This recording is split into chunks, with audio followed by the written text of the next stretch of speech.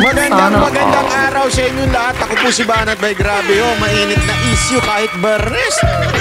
Supposedly pag Biyernes talagang dapat holiday mood ka na pero kakaiba nagiinit at saka lalong nagagalit ang taong bayan. Ako, mukhang magkakaroon na talaga ng isang matinding people power. Yan po ang balita ngayon sa social media at sa mga balita sa mga news. Talagang iba't ibang kulay na po ang nagsasama-sama upang magprotesta laban dito sa mga magnanakaw sa ating bayan. Naku po, matindi ho yan. Alam nyo kasi, ladies and gentlemen, medyo hindi na nakakatiis Mamaya pag-uusapan natin yan dahil isa ho yan sa topic natin ngayon. Ano ba ang dapat nating gawin? Paano ho ba? Kasi yung iba, sabi nga nung iba, marami sa Pilipinas, keyboard warrior lang. Marami yung grabe makaano sa social media pero sa totoo lang wala naman pagdating sa tunay na tapang, wala. Pero pag-usapan natin yan, wag nyo kagad dinuhusgahan, kayo naman masyado naman kayo. Malay nyo, di ba? Tulad nga ng mga darating pa mga araw, talagang sunod-sunod ang protesta. Ngayon pa lang nagsimula na, bukas meron din dyan sa EDSA Shrine. Naku po, patay tayo dyan. At yan po yung sinusuportahan din. Hindi ho organizer, linawin natin, hindi daw organizer ang maisog dyan, pero sinusuportahan po ng maisog.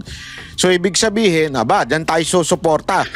Ang isang mapayapang pagtitipon upang kalampagin ang ating gobyerno dahil tila pinagtatakpan na ho nila ang mastermind. Naku po. Gago! Alam mo, lagi nyo lang tatandaan ito, Pag ang sa protesta ay mukha lang na mga Duterte ang naandoon, yan po ay isang political arm lamang, walang iba kung hindi ng kamera. Gago! Tandaan niyo yan Kailangan, kasi tandaan ninyo kasi nakikita ko ngayon, dun sa mga ulol na mga makakaliwang grupo, diyan sa mga komunista na yan, ang nandun lang na muka, si Diskaya, si Villanueva, si Estrada, ang mga Duterte. Sandali, hindi yan ang nabanggit Ang nagbanggit lang dyan yung sinungaling na si Bryce Pero ang talagang nabanggit nung una ay si itong mga congressman at saka si Zaldico at saka si Romualdez. Bakit hindi yun? Ang ilagay nyo mga picture-picture dyan. At napapaghalataan tuloy na napag-utusan lang kayo ng kamera na ito huwag nyo kakalimutan, meron kayong budget. Binigyan kayo ng project. Binigyan kayo ng pondo. Hindi, sa totoo lang, etong mga putang inang mga makakaliwang grupo na ito, makinig kayo na mabuti sa akin. Makinig kayo mabuti. Kung talagang kayo ay makabayan, sige nga, ipakita nyo muna. Maging transparent nga kayo. Ipakita nyo muna magkano ang natanggap ninyong project o allotment o budget na ibinigay sa inyo nitong mga nakaraang taon. Sige nga, kung talagang kayo ay isang makabayan. Hindi kasi ladies and gentlemen, halatang halata po yung yung kanila pong political color. Halatang itong mga makakaliwa ay tuta ng kamera o tuta ng Romualdez o ni Marcos. Yan ang mantakin mo sa tagal-tagal na nagpoprotesta sila, sa taon, dekada na sila nagpoprotesta, lahat ng pinoprotesta nila ay yung sitting president. Ngayon lang sila hindi nagprotesta sa ganun. Diyan pa lang, napaka-obvious na. Diba? Pero mamaya pag-uusapan pa natin yan. Pero ang matindi dito, pag-usapan muna natin itong, diba, alam nyo yung plano ni na sinasabi ni Senator Amy, yung Plan C, 'di ba? Yung Plan C, ano 'yon? Kasi yung Plan A, yung yung Plan A, yung PI, yung People's Initiative. Yung Plan B daw ay yung impeachment, hindi rin natuloy. At yung Plan C ay yung di umano daw ilalagay si Remulla bilang isang ombudsman, tapos kakasuhan ng plunder si VP Sara Duterte at syempre hahatulan na guilty para hindi na makatakbo. Yun daw yung plan C. Nag-warning na siya. Kaya nga sinabihan niya yung doon sa ombudsman na parang wag ka sana magpa-impluwensya o magpa-pressure kasi alam ko na pinipressure ka. At ngayon, ladies and gentlemen, lumabas po yung desisyon. O, ayan. Ngunit, mamaya pag-usapan natin. Yan desisyon na yan, ano sinasabi dyan? Diyan sa desisyon na yan, sinasabi, parang na-dismiss na daw. Okay? Na-dismiss na daw yung kaso ni Remulla. So, sa madaling salita dito, nakalagay, Ombudsman dismiss cases against DOJ Secretary Remulla. Dismiss na daw. Okay? The Office of the Ombudsman clears. Ibig sabihin, klaro na siya. Pwede na siyang maging parang pagpipilian sa ombudsman. Kasi yan ang requirement Kailangan wala kang kaso. Kailangan clear ka sa ombudsman na wala kang kaso. So dito, the Office of the Ombudsman clears DOJ Secretary of Criminal and Administrative charges linked to the arrest and handover of former President Rodrigo Roa Duterte. So, ladies and gentlemen, dito pa lang, makikita mo na yung bias. Makikita mo na kaagad na nilulutong Macau na nila itong issue na ito. Bakit? Kasi sabi nga po ni Senator Amy, ayan ang pahayag ni Senator Amy. Sabi niya dito, basahin natin. May kaso pa rin si Secretary Boying Remulla dahil nag-file ako ng motion for reconsideration which is in all trial, in all proceedings, meron talagang MR. Pag kunwari nag-decide ang court, sinabing ganito, pwede kang magpa-MR. Motion for reconsideration of the joint resolution of the Office of the Ombudsman na nagbabasura sa mga kaso laban kay Secretary Boying Remulla at iba pa. Ayon sa rules of the Office of the Ombudsman, maaaring magsampa ng motion para sa reconsideration sa loob ng 5 araw. Agad-agad na nagsampa si Senator Amy. Inihain ko ang aking motion sa mismong araw na inilabas ang desisyon. Malinaw na naisampa ito ng nasa tamang oras. Ibig sabihin, paglabas ng desisyon, nagsampa kagad ng MR. Sa makatuwid, may nakabimbing pa ring kaso si Remulla sa Office of the Ombudsman. Anumang ombudsman clearance na nagsasabing kabaligtaran nito ay malinaw na hindi totoo at ang sino mang maglabas ng ganong clearance ay kasabwat sa panlilinlang na ito. Nako po. Para bagang sinasabi ni Senator Amy, since may MR and pasok yung aking pagfa-file ng MR within the 5 days, hindi pa ho clear si Remulla. So hindi dapat sabihin ng ombudsman na clear na siya. Kasi dito, sinabi na clear na po si Remulla. Diba? Kasi pag sinabi mong clear, candidate na po siya for ombudsman. Ay nako, ladies and gentlemen. Sabi nga, sino mang maglabas ng ganong clearance ay kasabwat ng panlilinlang na ito.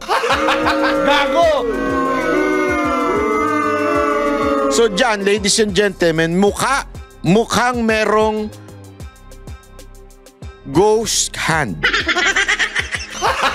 Gago! Na gumagalaw sa loob ng ombudsman na tila mukhang ang papunta nito ay talagang gawin ng ombudsman si Remulla.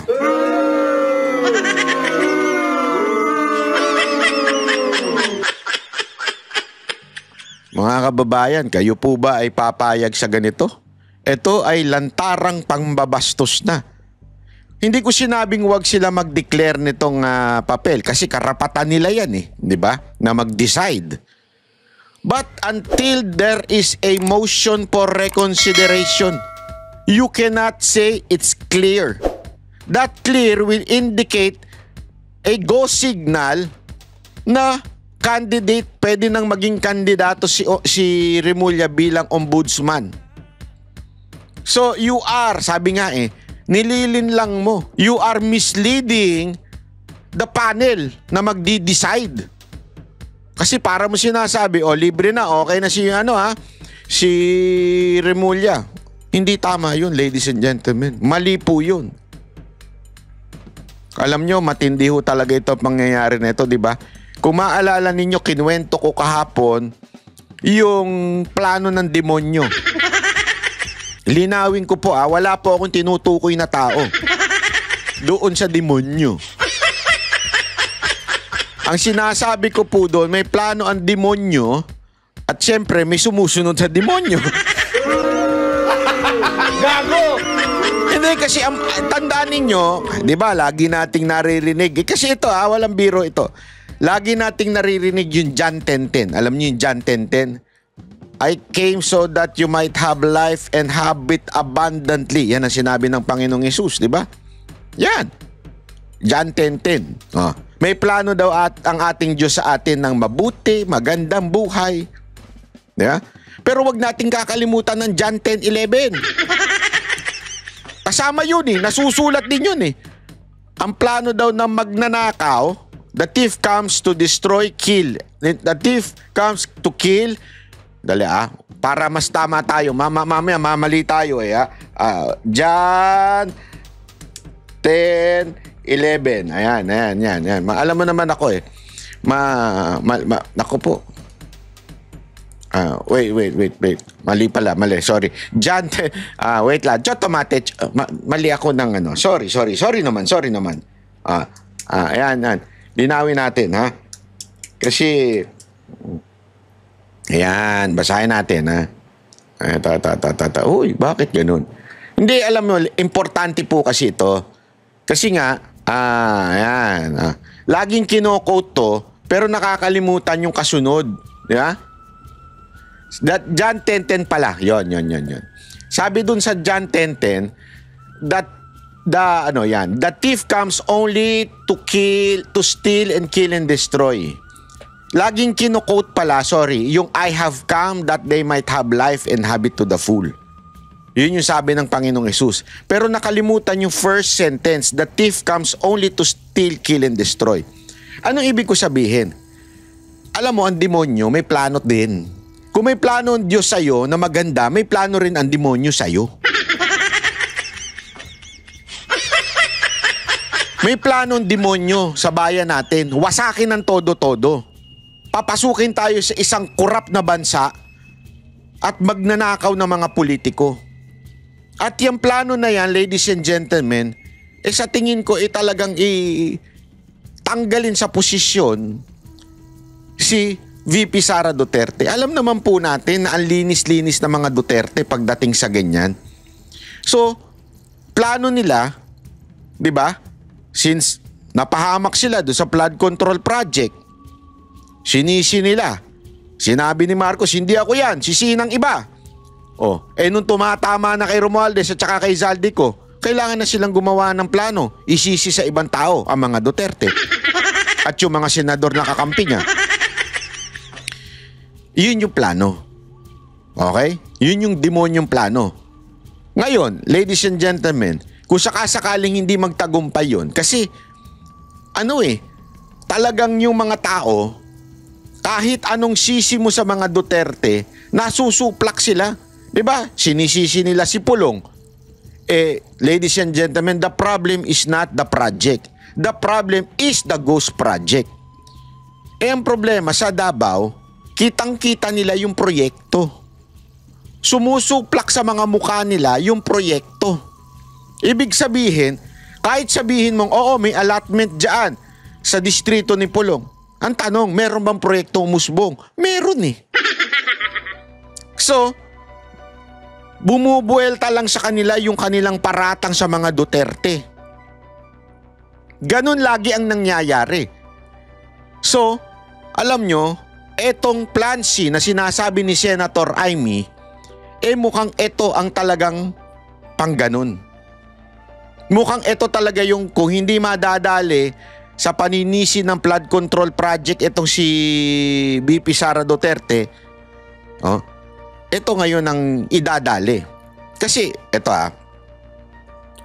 alam natin nag-fail yung plan nila for impeachment. Although, they're still planning on it. Kaya nga nila ibinalik si Soto. Ay nilagay si Soto bilang Senate President. Pero siguro dahil nga sabi ni Lacson, manipis. Manipis yung dalawa lang ang bumaligtad or something like that. Na yung narinig ko na binanggit. 2 o 3 lang ang bumaligtad from the majority sa minority. Mapapalitan ng speaker, ang president, Senate President. So, ibig sabihin, may chance na hindi pa rin matuloy impeachment. So, their best chance is controlling the ombudsman. Paano nila magagawa yun?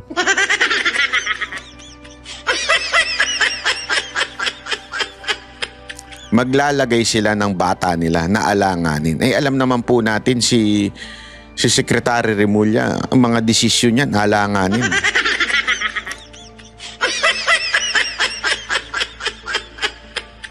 So anong ibig ko lang sabihin? Mukha talagang yung pinaplano ni Senator Amy na sinasabi niyang plano na Plan C, mukhang matutupad dahil dito sa kalalabas na balita na ito. Ayan naku po, ang lupit. Pero ladies and gentlemen, lagi ko sinasabi sa inyo yung sa ating constitution that we are a democratic country and the power emanates from the people. Alam nyo, marami na ngayon talaga ang nananawagan dahil kakaiba ho talaga Kahapon lang, umambun lang umambun lang, talagang bumaha na kaagad. Hindi. Para lang tayo, balikan lang natin ng kapon lang itong news na ito. Perwisyong bahana naman ang tiniis sa Quezon City matapos lang ang ilang minutong pag-ulan. Nakatutok live si Maris Umali. Maris. Vicky, humupa na ang baha dito sa may Maria Clara Street at Araneta Avenue dito sa Quezon City. Pero kanina ay umabot hanggang tuhod ang baha kahit na panandalian lang na bumuhos ang napakalakas na ulan. Alas 4 ng hapon simulang bumuhos ang napakalakas na ulan sa ilang bahagi ng Quezon City. Ayon sa Pag-asa, thunderstorm ang sanhi nito. Sa loob lang ng ilang minuto, tumaas agad ang baha rito sa may Maria Clara Street, corner Araneta Avenue. Perwisyo ang hatid sa kapwa motorista at mga pedestrian. Kahit unti-unti nang humuhupa ang baha, hindi pa rin... Grabe, ito lang kahapon lang itong balita na ito Sabi ko nga talagang merong senyales ibinibigay ang ating ayoko isama sana ang Panginoon dito, pero ganun talaga You cannot separate God sa bansa. Kasi kung titingnan mo sa Old Testament, lahat ng galaw ng mga king ay may kinaugnayan ng Diyos. Even allowing some wicked king, merong dahilan ng Panginoon kung bakit pinayagan yun. Ito, nababalita na magkakaroon ng rally ngayong weekend and sa mga darating na araw. Binigyan huli ng senyas ang taong bayan, ang mga Pilipino. Ito, wag niyong kakalimutan. Ninakaw ng gobyerno ang ating buwis. Tuloy ang maraming motorista sa takot na tumirik. Gaya ng motorcycle ride-hailing driver na nagdalawang isip muna kung susuong sa baha. Hatid ko siya ma'am sana sa Santa Cruz. Kaso... Saan mo na siya hatid ngayon? Umayos ka Bakit naka-smile si ate? Ate, ba't pa smile ka dyan? Naku, delicate siyang Biro lang kuya, binibero-bero lang kita Kasi tingnan nyo biglang nag-U-turn. Kuya, wag kang biglang biglang kakaliwa Baka bigla kang pumasok kung saan-saan. Ayan nga baha. Pag umikot naman, napakalayo. Kaya di ko alam. Anong decision mo? Siguro ma'am, iikot na lang, mahirap sumugal dyan. Nako po! Parang enjoy si kuya, sabi niya. Ma'am, wag muna tayo muwi, wag muna tayo sumugal dyan, magkape muna tayo. O kaya mag-fried chicken muna tayo. Gago! Kuya, naka-video ka. Alam ng asawa mo, tsaka alam ng asawa. May boyfriend kaya yung babae? De, binibiro ko lamang po wala ko silang relasyon. Oo ma'am, masisira yung motor ko. Kasi nakangiti si ate, oo, tingnan mo. Iba yung ngiti niya eh. Na lang po kasi mataas po yung baha po eh. Tapos tuwang-tuwa naman si kuya. Gago! May bago na tayong love team, ladies and gentlemen. Ang pag nagkaanak sila, anong pangalan? Zaldi. Bakit? Gago! Bunga ng plad. Gago! Pwede rin Martin. Gago!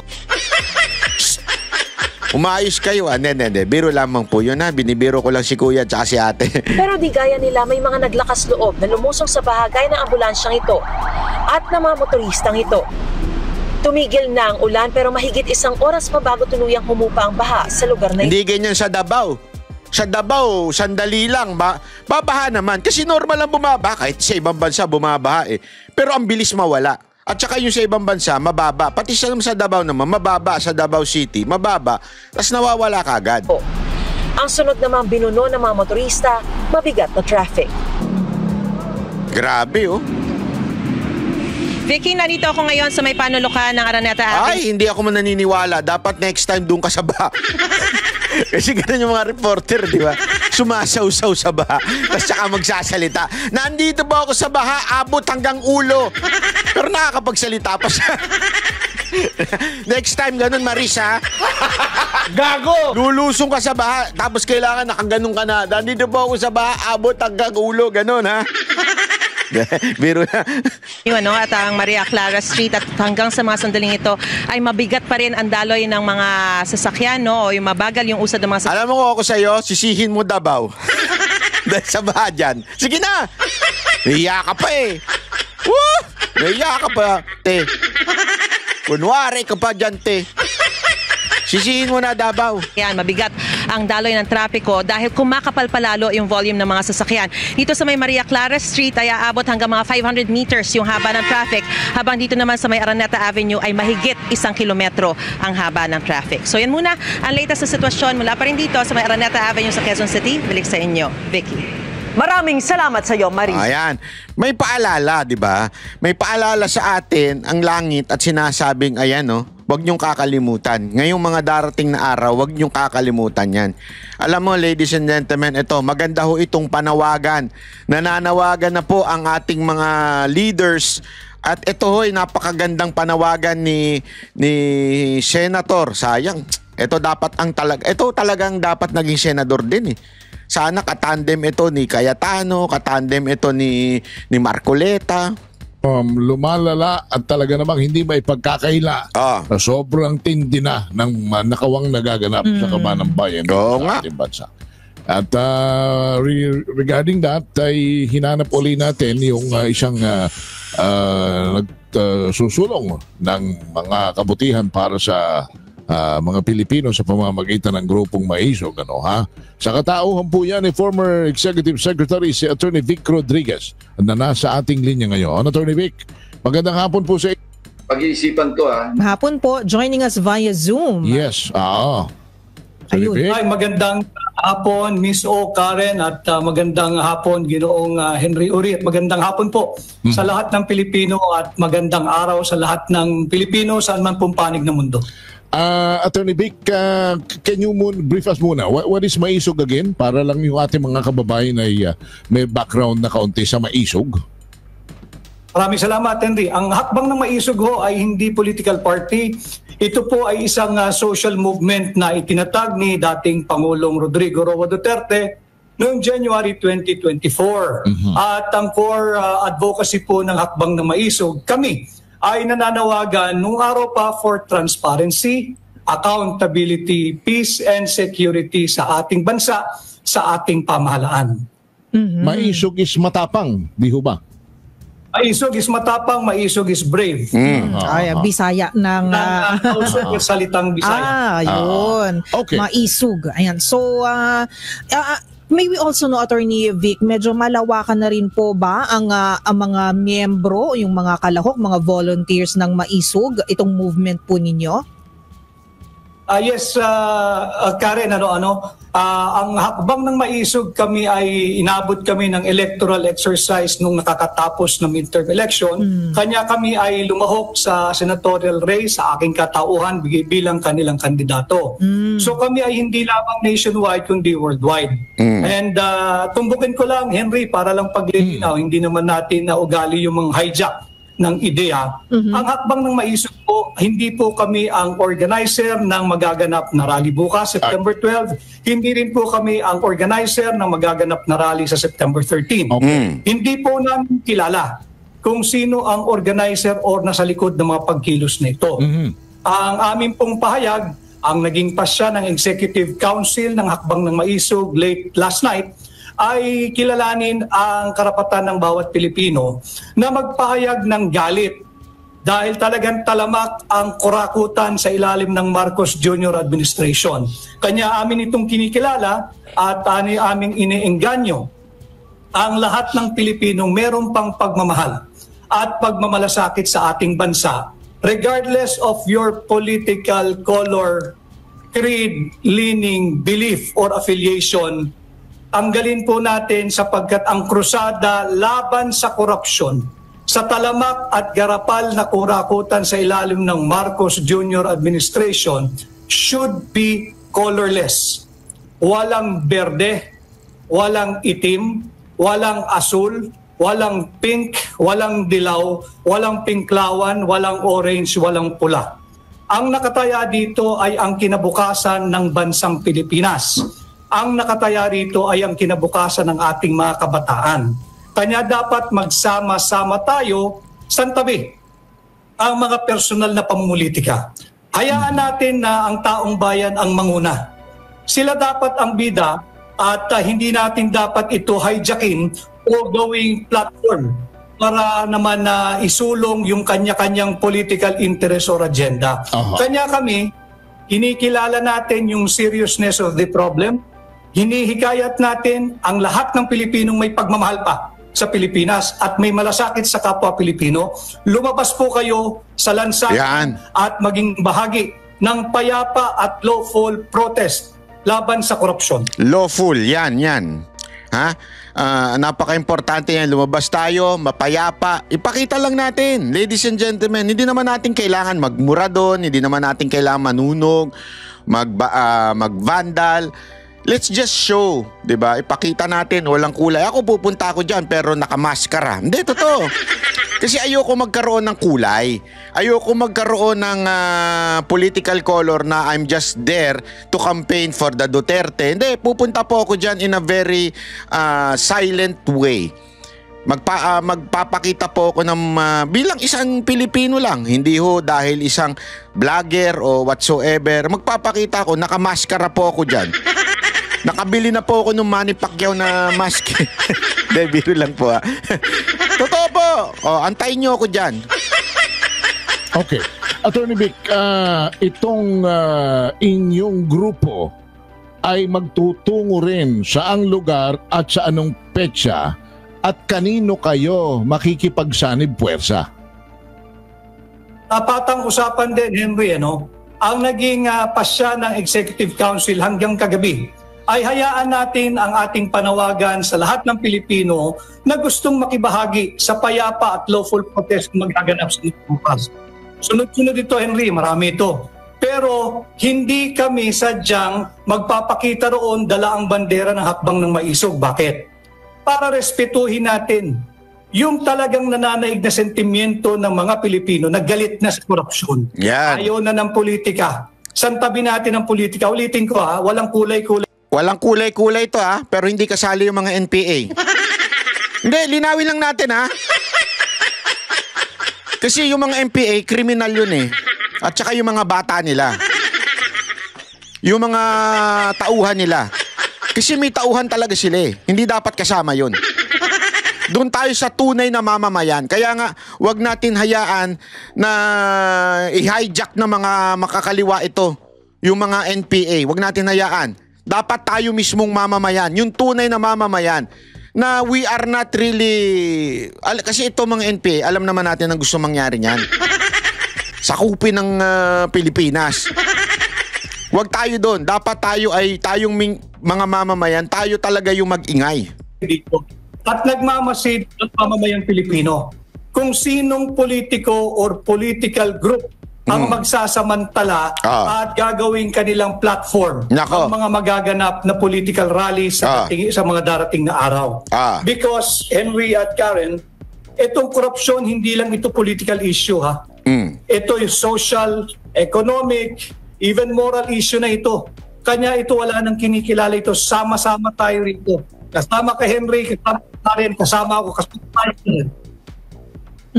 So, Attorney Vic Rodriguez, sir, nabanggit po kanina sa mga interviews na si NCR PO ay on heightened alert. Marami pong mga inaasahan din po sila ng mga pagprotesta, mga kilos protesta. So, with this in mind, how will you also ensure na magiging well-organized? Nabanggit nyo nga po, peaceful, tahimik po, lawful. Yan po yung mga nabanggit nyo rin po. Ang magiging protesta po na magiging kilos protesta po natin, hindi po tayo lalampas, hindi po tayo aabot sa meron po masasaktan, may mga masisira po na mga properties.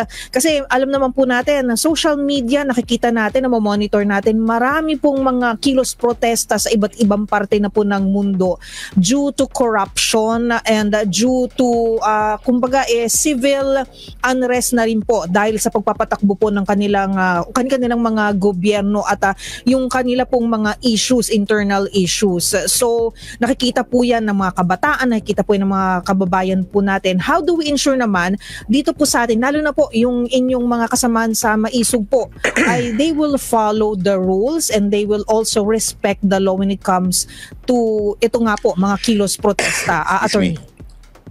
Ang hakbang ng maisog, we have always been an advocate for respect for the rule of law. Ang aming panawagan palagi ay respetuhin, protektahan at kilalanin ang ating saligang batas. So wala kayong magiging problema sa mga kabahagi ng hakbang ng maisog. In fact, let me just take this opportunity since nabanggit mo ang ating pambansang kapulisan. Ako po ay nangungusap at nakikiusap sa ating mga kasundaluhan, yung mga miyembro ng Armed Forces of the Philippines. Ganon din po ang mga miyembro ng PNP. Kayo po ang aming tinatakbuhan sapagkat naniniwala kami na nanumpa kayo sa katungkulan na ipagtatanggol ang ating bansa at ang interes ng mamamayang Pilipino. Huwag po sana ninyong hahayaan na magamit kayo at pigilan ang anumang lawful at peaceful na kilos protesta na magaganap. Hayaan po niyong magpahayag ang mamamayang Pilipino ng kanilang karapatan na mayroon pong garansya, nakaukit at nakasulat sa ating saligang batas. Huwag po kayong magpapagamit at sana let us respect the rule of law, let us respect yung mga Bill of Rights ng bawat Pilipino. Kayo po ay nanumpa na paglilingkuran ninyo, hindi po ang mga tiwaling politiko, kundi ang mamamayang Pilipino. Alright, Attorney Vic, so linawin natin yun ha. Huwag sana kayo magpagamit kayong uniform personnel. Alam mo, eto, marami yung nanonood sa ating mga pulis tsaka mga sundalo. Again, it's lawful order. Follow it. That is your job. Pero pag meron ng unlawful order sa inyo, ilagay nyo lang sa isip nyo na kailangan natin ng mga bagong bayani. May mga pumapalag na sa kamera. Kita nyo naman, kahit yung isang parang medyo niloloko nga nila na parang may tama pero at least pumalag. 'Di ba? At least pumalag kay Speaker Romualdez. Marami na unti-unting bumabangon at lumalaban. Ibig sabihin, naninindigan. Kung ito mga to, kaya nilang lumaban at manindigan. Sana tayo rin pag panahon na utusan na kayo ng hindi tama. Diba? Lawful order, follow it. let's maintain peace. Pero kung uutusan kayo para lang pahirapan o para lang talagang anuhin ang mga ralista, sana po wag ho kayong pumayag. Right now, what exactly is your position within Maisog, and what is exactly your announcement dito po sa mga nangyayaring ito, lalo na yung pagpapahayag ng damdamin ng ating mga kababayan? Ano ang talagang inyong nais ipanawagan sa kanila? Ang ating panawagan sa ating mamamayang Pilipino, panahon na tayo ay manindigan. Ipahayag natin ang ating mga saloobin at prinsipyo ng payapa at naayon sa rule of law. Paulit-ulit tayong rule of law, paulit-ulit tayo ng ating saligang batas sapagkat we never espouse any violent form of protest. Tayo ay para sa peaceful and lawful protest. Nananawagan tayo na ating sama-samang pagsikapan na tuldukan na ang garapalan, lantaran at talamak na korupsyon at kurakutan sa ilalim ng Marcos Jr. Administration, sa buwatan ng Martin Romualdez, Saldico at marami pang mga gahamang sa pera na kanilang ginagawang kasangkapan at ginagamit na kasangkapan upang patuloy na gahasain ang pera nating mga Pilipino. Trilyon-trilyon na, Henry, ang inuubos. Kayo dyan sa inyong istasyon, hindi nyo pa nahihipo yung inyong sahod. Tuwing kinsenas at katapusan, bawas na yung inyong buwis. Napakasakit, hindi ba? Nagtatrabaho tayo pare-pareho ng marangal, ninanakaw lang ang pera ng mga Pilipino. Yun. Panahon na iparinig natin sa pamahalaan, itigil na ninyo yang walang kapararakang pagnanakaw sa pera ng Pilipino. Okay. Nananawagan kami sa lahat. Please help save our country, help save the Filipino, help save the Philippines. All right. So come Saturday or even tomorrow Bukas, ay may mga tao na hong lalabas at kasi EDSA Shrine ho ang lumulutang na venue ng iba't ibang common protest na ito.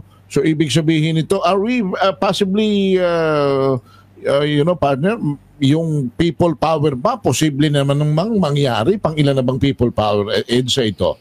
Kung wag nating mamaliitin ang kapangyarihan ito Pero posibleng pang ilan na ba ito? At pahantong ba talaga ho ito sa people power sa tingin ninyo, Atty. Vic? Basta titingnan mo lang, Henry, yung kaganapan sa labas ng ating bansa. In the past few days, in 3 consecutive, nag-collapse yung gobyerno ng Japan, ng Nepal at ng France. Nagbitiw yung kanilang mga gobyerno at dahil ito, bumigay sila sa pressure nung nag-posisyon na ang mamamayan nila na ayaw na sa korupsyon. Hirap na hirap ng Pilipino. At tama na itong mga lokohan na paulit-ulit na lang may investigation pero yung dapat managot, hindi nananagot. This is far bigger than the Janet Napoles scam.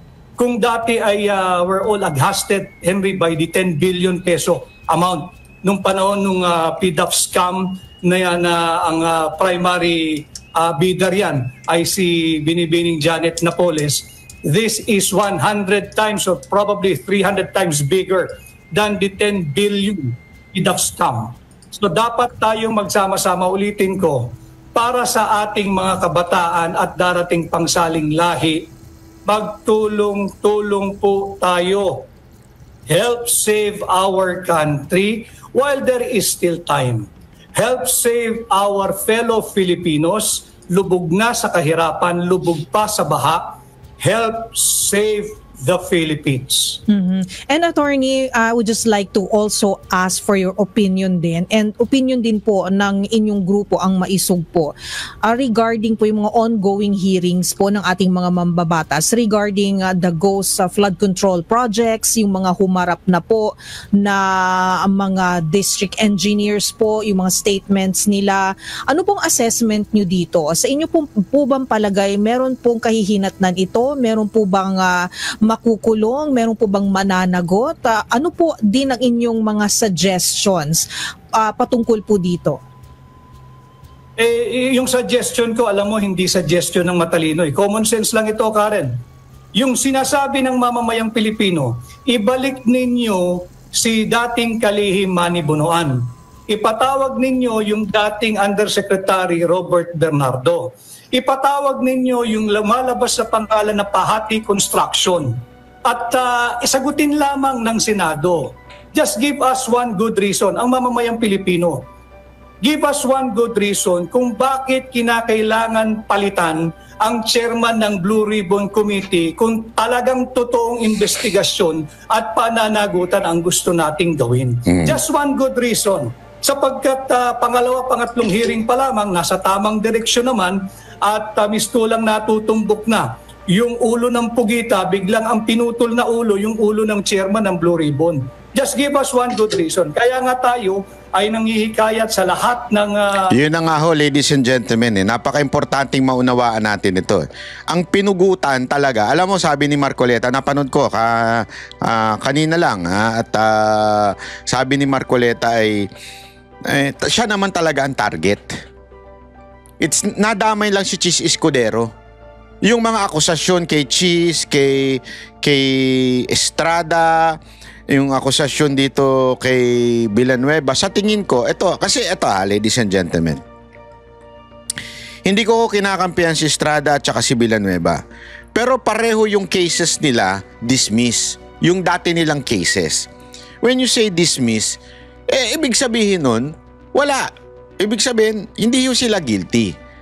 But again, because they are quote-unquote na nasira na in the eyes of the public, mas madali na silang gawa ng propaganda. So ano ibig sabihin nun? Silang parehong nakadikit kay Chis Escudero. But the main target is really Marcoleta. Kasi nga, kailangan matanggal ni Marcoleta sa Blue Ribbon para talaga hindi mabuking yung the name that cannot be mentioned. Ang problema, hinayaan ni Marcoleta yun na talagang ayan na, dire-diretso na. So, naghabol sila ngayon. Kaya pinalitan po si Chis Escudero. Kaya damay-damay na. But the real target is Marcoleta. Alam mo ngayon nga, ladies and gentlemen, sa social media, nagulat ako kasi dati, nagagalit yung iba sa akin pag sinasabi kong si Cayetano, di ba? Totoo, marami nagagalit sa akin nun O sasabihin nila, lalong-lalo na yung propaganda nung luka-luka. Naalala nyo? May propaganda yung luka-luka dati na tungkol kay Cayetano di ba? Tapos ngayon, nananawagan ng mga iba't ibang page na palitan na si Soto at si Cayetano ang ipalit. As a matter of fact, papakita ko sa inyo ito kasi eto, ako hindi hindi ko pa nga sinasabi. Wala pa akong post tungkol dyan Nagulat lang ako kasi nakita ko sa mga iba't ibang post at ibang vlogger, etong ganito, yan. Gusto nilang papalitan talaga si Cayetano, si Soto kay Cayetano, di ba? Bakit gusto nila si Cayetano? Kasi nga, si Cayetano, yes, he could be a Duterte secretary before and he belongs to the minority, pero pag tumingin po siya, very objective. Tapos titingnan nyo ito, pinaboboto nung isang page. Tingnan ninyo papakita ko sa inyo yung naging botohan dito. Ito, ayan ang naging botohan. 93,000 na nagsasabing gusto na nila si Cayetano. Dati-rati ayaw nila Ayoko naman sabihin yung I told you so. Ano ba yung yung may gusto lang kay Soto? Chichi. Hindi ho yung pangalawa Ewan ko nga bakit meron pa yung pangalawa yung lang 4,000 lang. Kay Cayetano 93,000. Ganyan ang nangyayari, pero hindi ko maintindihan. Bakit ang mga politiko natin ngayon nagbubulag-bulagan sa katotohanan? Ang mga politiko natin ngayon talagang wala na, parang hindi na nakikinig sa mamamayan. Iyan ang katotohanan. Ang sa kanila yung interes maprotektahan. Yung kanilang Panginoon, yung pangalang hindi pwedeng manggitin, ay dapat nang maprotektahan. Hindi, alam nyo kung bakit? Sabi ko nga sa inyo eh. Yun na yung, di ba yung kinikwento ko sa inyo, yung general? Yun na yung general eh. Pag yun nadali, yung hari, delicates. Huling defense na yung general. Yung sino yung general? Yung pangalang hindi pwedeng banggitin. At sino ang tatamaan? Yung hari. Kasi again, eto bakit ba pinupunto natin na si Marcos pa rin ito? Ladies and gentlemen, hindi niya nakikita na ang may kasalanan, etong pinsan niya. Sabi ko nga dalawa lang eh. Tanga siya o kakuntsaba siya? Ano sa tingin niyo dun? Which is which? Tanga ba siya o kakuntsaba siya dito sa sindikato ng korupsyon sa Pilipinas? Sige, kayo nga sumagot. Number 1, tanga lang siya. Number 2, kakuntsaba siya. Number 3, all of the above. Di ba? Gago! Oh, pwede ba? Pwede ba? Lahat ng manunood dito, magkomento naman dyan. Sige na. Kahit nanonood kayo sa telebisyon, kasi marami daw dito na nanonood sa kanilang telebisyon. No, marami lumalapit sa akin nagsasabi, ang liit mo pala, Banat Bay. Kasi ang laki mo sa TV. Natural, ang laki ng TV ninyo eh. Siyempre malaki ako dyan. Liitan nyo yung TV nyo, liliit din ako. Biro lang. Sa mga nanonood sa TV dyan, hello! Binabati ko yung yung may lumapit sa akin kahapon, yung pangalan niya si ata yun. Habang kumakain ako, may lumapit sa akin. Yung isang doon supporter, sabi niya si Judy ba yun? Supporter mo ako, i-shout out mo naman ako. Shout out! Next time sisigawan talaga. Pag nakita kita, sisigawan kita sa tenga. Biro lang ha. Diba? Ito.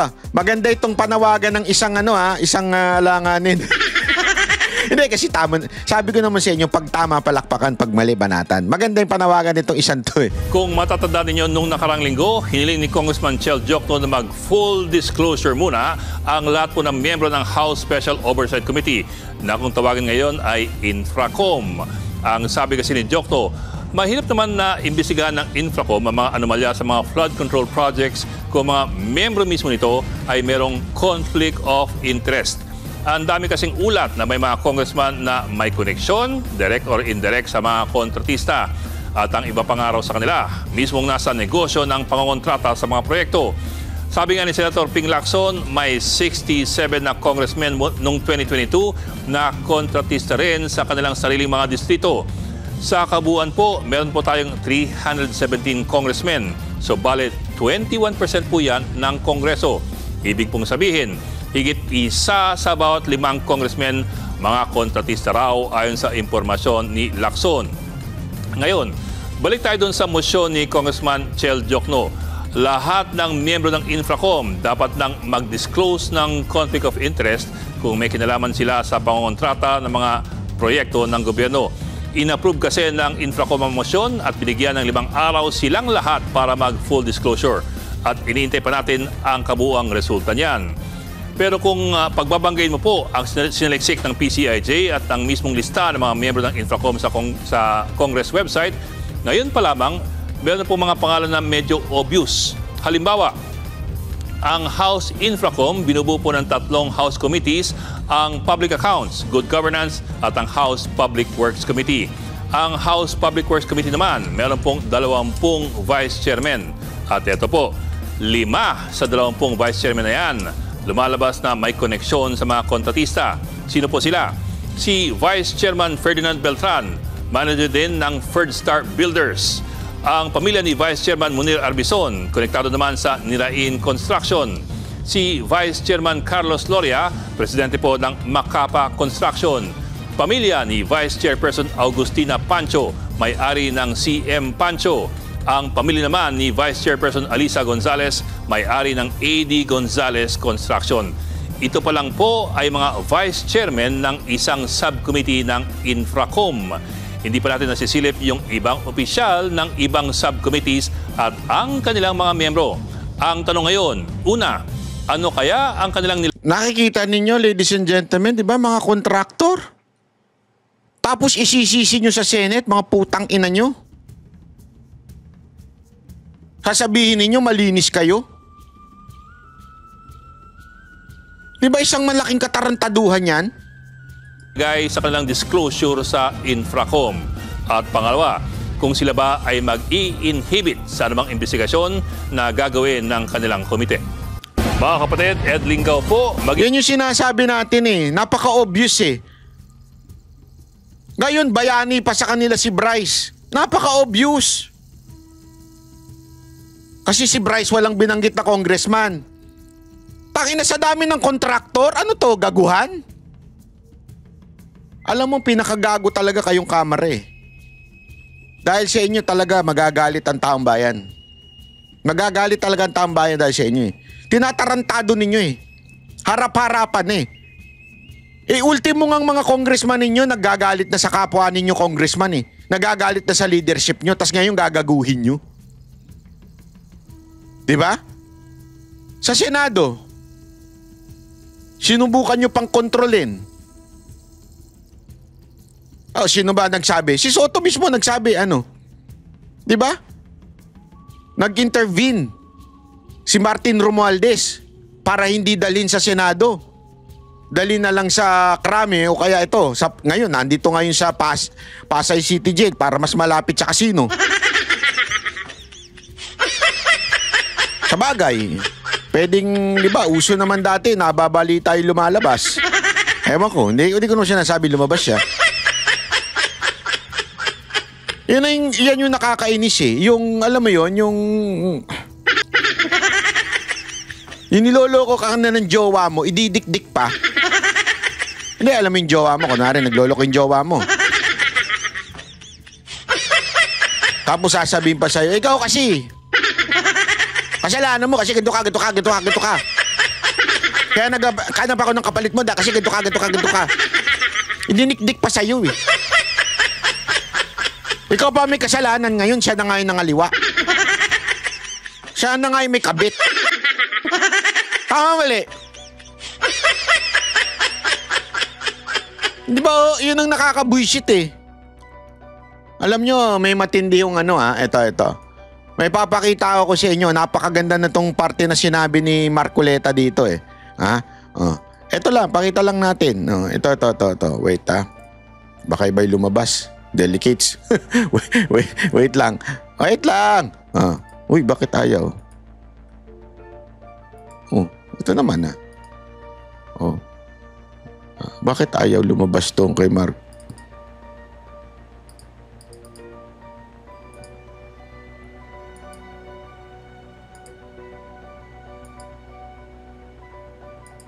Ayan. Sus!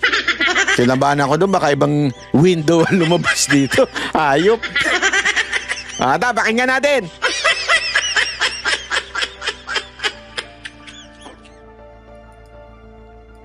Ay least guilty, hindi yung... Hindi ganon. Ito, palitin natin Para hindi kayo makontempt. Tama ba yun?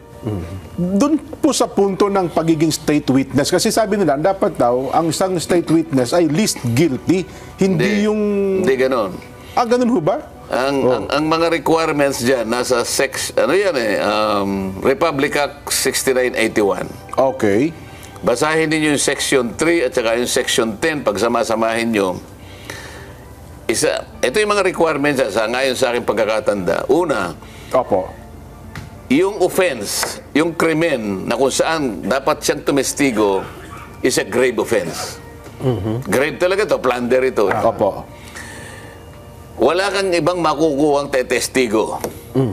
Okay. Ito lang. So, qualified din siya. Sila nga lumitaw eh. Kaya sabi ko, makipag-unahan kayo kasi kung sufficient na to, hindi ko na kailangan yung iba.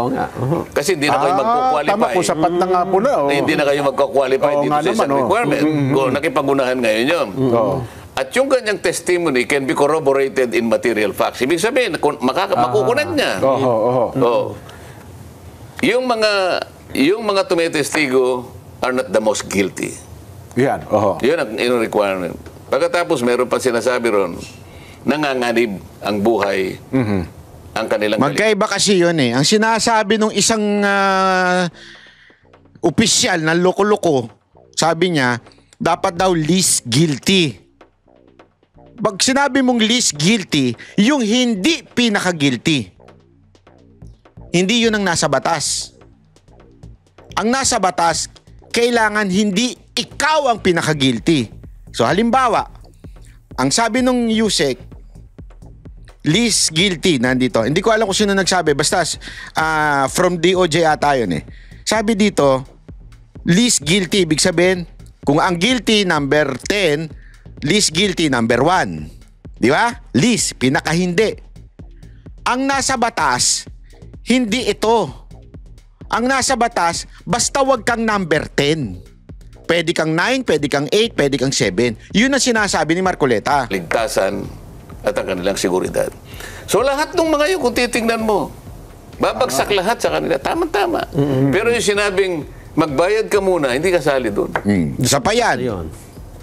Na ang kondisyon ay isauli mo muna yung mga ninakaw mo. Walang ganon. Kaya sabi ko nga, teka muna, bakit ang ating DOJ Secretary bumaligtad ng ganon?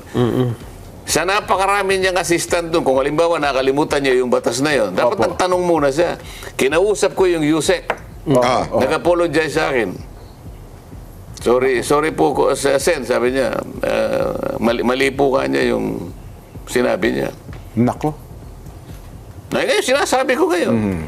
Balikan ninyo yung Section 3 at saka Section 10 ng Republic Act 6981. Tingnan po ninyo doon kung may sinasabing kailangang magsoli. So kung wala kailangan magsoli, bakit yung Bryce Hernandez, wala kayo sinasabi na magsosoli? Yan. Kasi si Bryce Hernandez, sunod-sunuran. Sa nais ng mga congressman na magbanggit ng senador.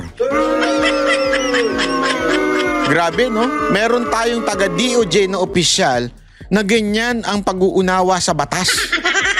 Patay tayo dyan. Sarswela na talaga itong gobyerno natin. Buti talaga meron tayong mga Marcoleta sa gobyerno, no? Oo nga pala, no? Oo. Isa rin sa may pinakamalaking... Ang nangyayari ngayon sa nakikita ko, yung aming Pangulo ng Senado, mas gusto niyang proteksyonan ng mga congressmen kesa sa mga senador. Naku po, patay tayo dyan. Kaya kayo nung binanggit ni Bryce Hernandez ang Senator Jinggoy at Senator Joel, ayun. Pinutektahan si Hernandez. Si Hernandez ang nakaproteksyon ngayon. Sinabi ko, teka muna, bakit ka ako nasa krame? O di nagtalo-talo kami. Ay siguro, alam nila, hindi nila mapangangatwiranan. Bumaba siya.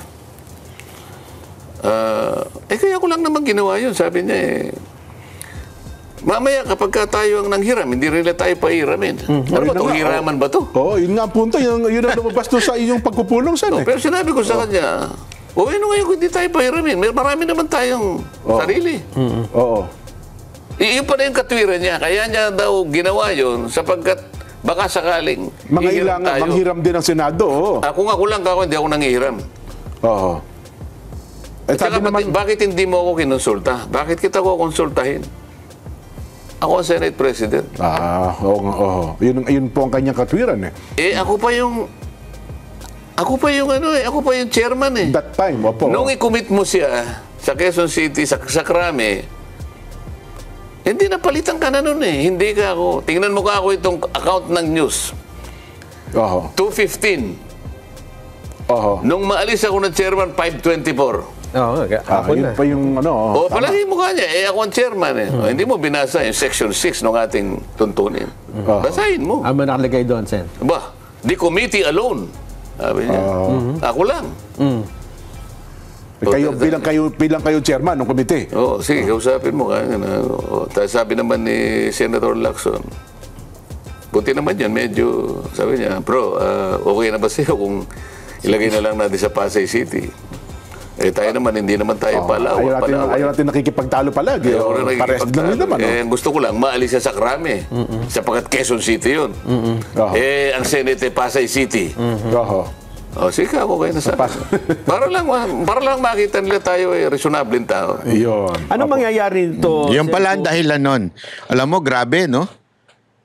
Kasi, tangina, naglagay kayo ng Senate President. Hindi sila. Naglagay kayo ng Senate President na hindi abogado eh. Achichi!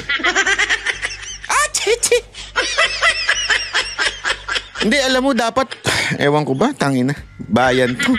Nakakabuisit na eh. Sige na, tanggap ko na okay lang ang senador na hindi abogado, okay lang. Sige, tanggap na natin yan. Pwede yan kasi may mga magagaling naman eh na senador na hindi abogado. Pero ba parang awa nyo naman yung Senate President dapat man lang abogado at saka yung Speaker of the House? Di ba? Kasi pinuno ka ng gumagawa ng batas ng hindi abogado.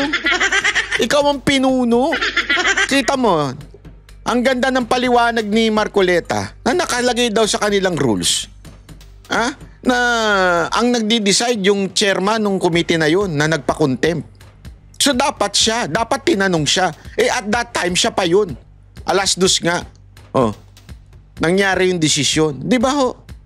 Actually, kung tatanungin mo nga, sa tingin ko, mas maaga pa. Nangyari na yun nung gabi na natapos yung pagdinig ng kamara. So anong ibig ko lang sabihin? Yan ang problema eh. Pagka nawala tuloy yung respeto ko dito kay Soto. Pasensya na, Soto, ha. Dati gusto ko yung mga paninindigan mo. Ngayon, dahil sa kumpare na sira. Sabi nga nila, diba? Paano mo malalaman ang ginto ay tunay pag dumaan sa apoy? Meron nga silang kasabihan, ang pera, diba? It doesn't make you bad. Ano yun, Banat? It doesn't make you bad. Money will just show who you really are. Ano ibig sabihin? Kunwari, wala kang pera ngayon. Nagkapera ka. Hindi ibig sabihin masama yun na magkapera ka. Hindi. Ipapakita lang nun kung anong talaga yung karakter mo. Power, money, it will only show kung anong klase kang tao. Pag dumating ang pagsubok, hindi niyan, alam mo yon, somewhere out there na kaya kong magbago ngayon, kaya kong maging tapat ngayon. Hindi. Ipapakita lang niya yung tunay na karakter mo. Kung sino ka talaga.